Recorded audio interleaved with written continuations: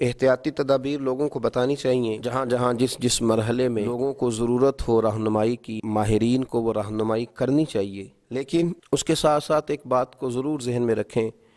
کہ لوگوں کو نا امید ہونے سے بچایا جائے۔ ایسی باتیں معاشرے میں نہ پھیلائی جائیں جو نا امیدی کا سبب بنے۔ لوگوں کو امید بھی دلائی جائے، ان کی توجہ رب رسول کی جانب بھی کی جائے، انہیں یہ بھی بتایا جائے کہ تم نہ اپنی مرضی سے پیدا ہوئے، نہ تم نے اپنی مرضی سے اپنے آپ کو بڑا کیا، نہ اپنی مرضی سے تمہارے پاس صحت تھی، تو جس رب کریم نے پہلے نوازا تھا وہ اب بھی نوازے گا۔ لوگوں کی امیدوں کو نہ توڑا جائے، مایوسیاں نہ پھیلائی جائیں، پریشانیوں کو مزید نہ بڑھایا جائے۔ اچھی امید، اچھی خبر، اچھا پیغام، آپ احتیاطی تدابیر ضرور بتلائیں، اور لوگوں سے بھی یہ اپیل ہے کہ وہ خوب احتیاط کا مظاہرہ کریں، لیکن یہ بات یاد رکھیں کہ کہیں مایوسی نہ پھیلائیں، کہیں خوف میں مبتلا نہ کریں، لوگوں کے اعصاب پر سواری نہ کریں،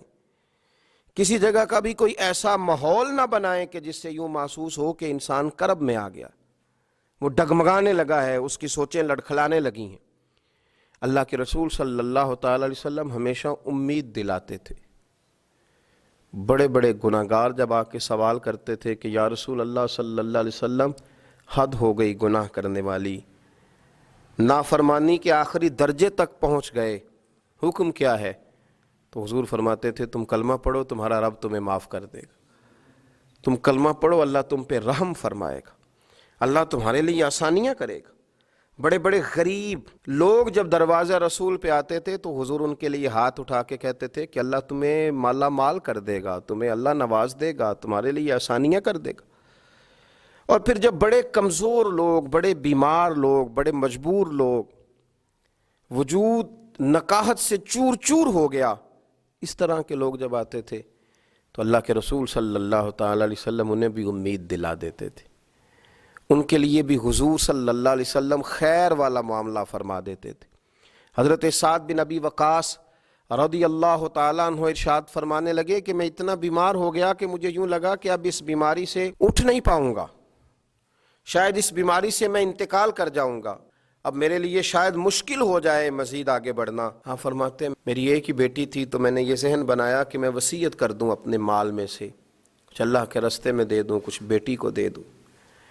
میں نے صحابہ کرام علیہم رضوان سے گزارش کی کہ کوئی حضور علیہ السلام کی بارگاہ میں عرض کرے کہ آپ کا غلام تکلیف میں ہے، اگر نظر کرم ہو جائے، اگر رحمت کی نظر ہو جائے، چر ہویا مینو ترلے لیندیاں، کدی موڑ میرے ول واگاں، خواب میری وچ ایک وار جیاویں، میں ساری عمر نہ جاگاں۔ حضور اگر مہربانی فرمائیں تشریف لے آئیں۔ حضرت سعد بن ابی وقاص فرماتے ہیں لاجپال محبوب تشریف لے آئے، کرم نوازی فرمائی، تو حضور کو دیکھا میں کئی دنوں کا بیمار تھا تو میری آنکھیں برس پڑی، میں رو پڑا۔ میں نے عرض کی یا رسول اللہ صلی اللہ تعالی علیہ وسلم، شاید اس بیماری سے اٹھ نہ سکوں، ایک ہی بیٹی ہے، میرا ارادہ ہے کہ میں اپنا بہت سارا مال اللہ کے راستے میں خیرات کر دوں۔ تو حضور علیہ السلام نے نا مجھے وصیت کے بارے میں بہت ساری باتیں ارشاد فرمائیں، لیکن قربان جاؤں میں اٹھ کے کھڑا نہیں ہو پاتا تھا، میری ٹانگیں کانپتی تھیں۔ لیکن جب سرور کائنات علیہ السلام سے میں نے عرض کی نا حضور اب شاید بچ نہ سکوں گا، اس بیماری سے چلا جاؤں گا، حضور نے امید دلائی، اور نبی پاک صلی اللہ تعالی علیہ وسلم نے فرمایا سعد تمہیں کچھ بھی نہیں ہوگا، ابھی تو تمہاری وجہ سے اللہ اسلام کا نفع کرے گا، کفر کا نقصان کرے گا، ابھی تو بڑا کام کرنا ہے، اٹھ باندھ کمر کیوں ڈرتا ہے، پھر دیکھ خدا کیا کرتا ہے۔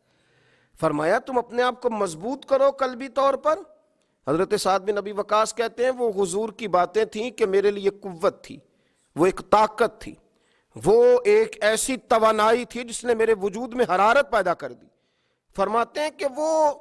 بہت ساری دوائیاں جو کام نہ کر سکیں وہ کریم محبوب کے چند جملے کر گئے۔ حضرت سعد بن ابی وقاص کہتے ہیں حضور تو تشریف لے گئے، میں کئی دنوں سے اٹھ نہیں پا رہا تھا، لیکن تھوڑی دیر کے بعد ہی ظہر کی اذان ہوئی تو میں نے اٹھ کے کھڑے ہو کے نماز ادا کی۔ تو یاد رکھیں کہ مایوسی نہیں پھیلائیں، احتیاطی تدبیر بتائیں، لوگوں کو آگاہی ہونی چاہیے، ماہرین اطباء ڈاکٹرز کے مشورے پر صحیح طور پر پابندی کے ساتھ سختی کے ساتھ عمل ہونا چاہیے، پر توجہ تو اللہ کی جانب رکھنی ہے نا، ہمیں امیدیں تو رب سے وابستہ کرنی ہے نا، اہل ایمان کا شیوا تو یہی ہے۔ اللہ تعالیٰ سمجھنے کی توفیق عطا فرمائے۔